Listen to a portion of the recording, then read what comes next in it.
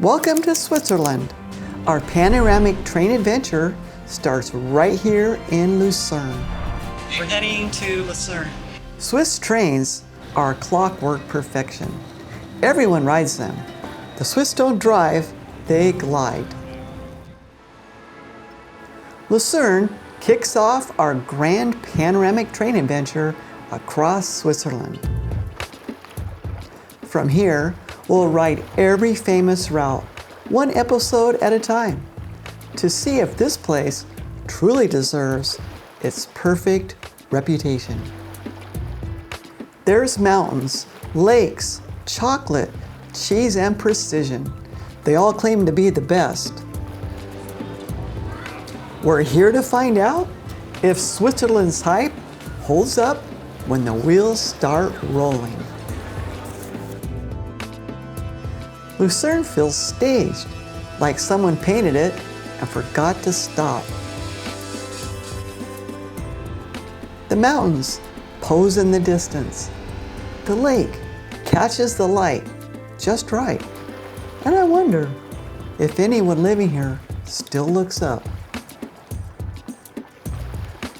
Everything is so balanced, incredibly polished, like nature and architecture made a secret deal. I'm walking the waterfront and I am in awe. Lucerne looks like it was made for travel brochures. It's calm, polished, and so naturally beautiful that even the best photos don't quite capture how impressive it is in person. The old town is walkable, and every site is within reach. Today the weather is perfect. We're wandering around and we're having a great time. The Lion Monument. It hits us harder than we expected. It's huge. And it's a dying lion that's carved into the rock. And if you look, it's pierced by a spear that's draped over a shield. And what it does, it remembers the Swiss guards that were massacred during the French Revolution. They were mercenaries, loyal to the French king, cut down far from home.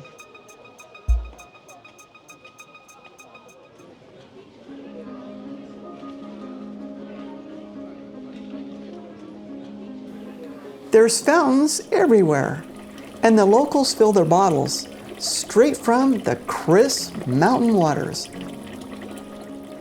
Switzerland takes chocolate seriously.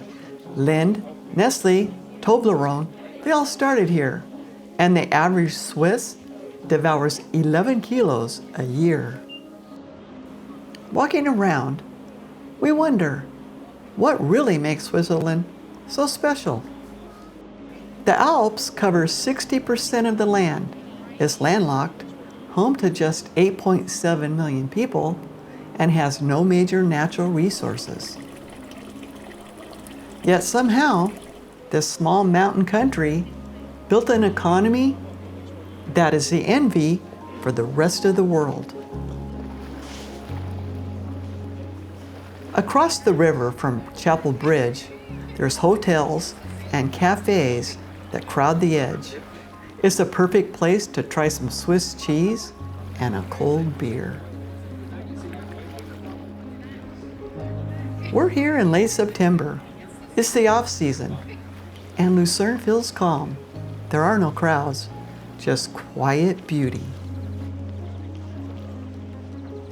The Chapel Bridge steals the spotlight, stretching 170 meters across the river, built back in 1333 as part of the city's defenses.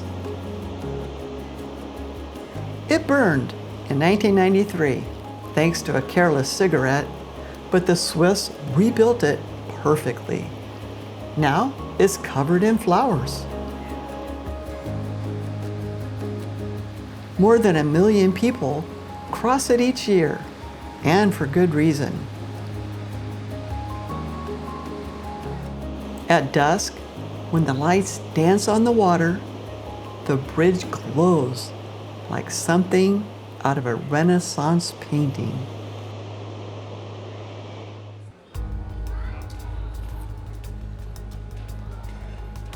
It's impossible not to stop and stare. Standing here looking at this mountain with the green and the way the sun is, it's in the evening. It looks like a movie set, like a green screen. It almost doesn't even look real. With the bridge back there and the river and these hanging terraces with restaurants, it's absolutely gorgeous.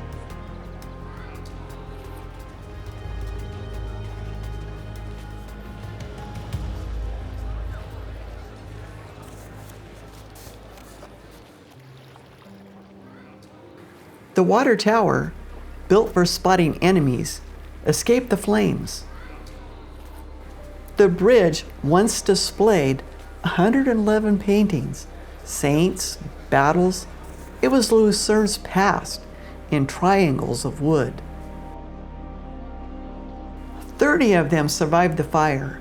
Now, 100 recreated paintings keep alive a time when bridges taught history to those who couldn't read.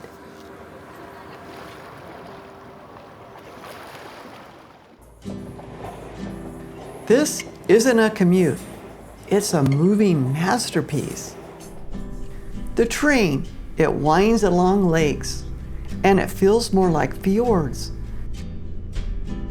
We're climbing towards the Brünig Pass.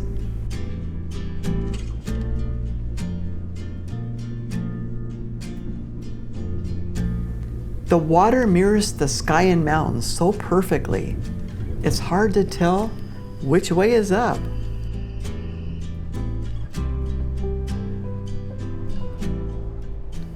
Morning mist floats above the meadows.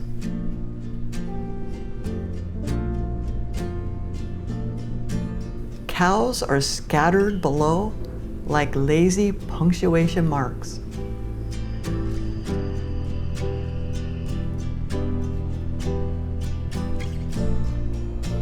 Every view feels painted, every reflection intentional.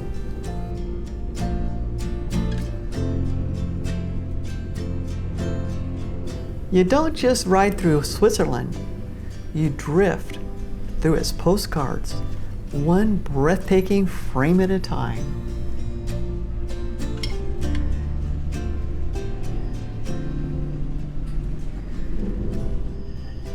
We just started climbing. From here on out, he said we're climbing, and you can sure feel it. It's a huge steep.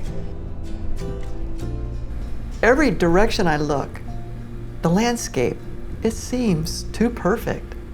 Like someone mows the entire country for a living.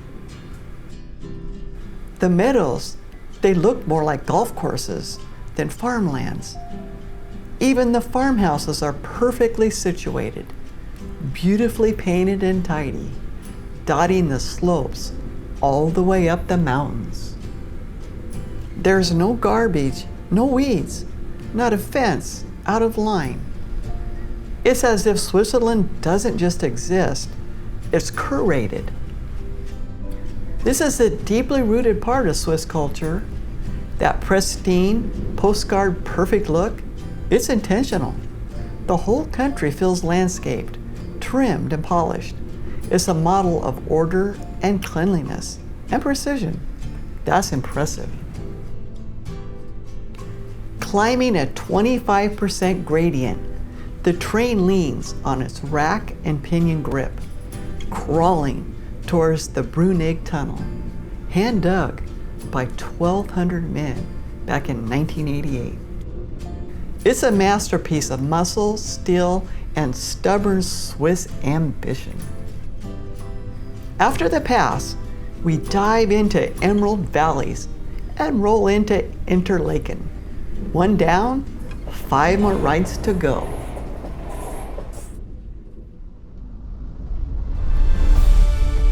Next up, we explore Interlaken, and we climb to a view that's truly out of this world. Come along. We'll also ride the GoldenPass Express west toward the Swiss Riviera and the French side of Switzerland. See you lakeside in Montreux.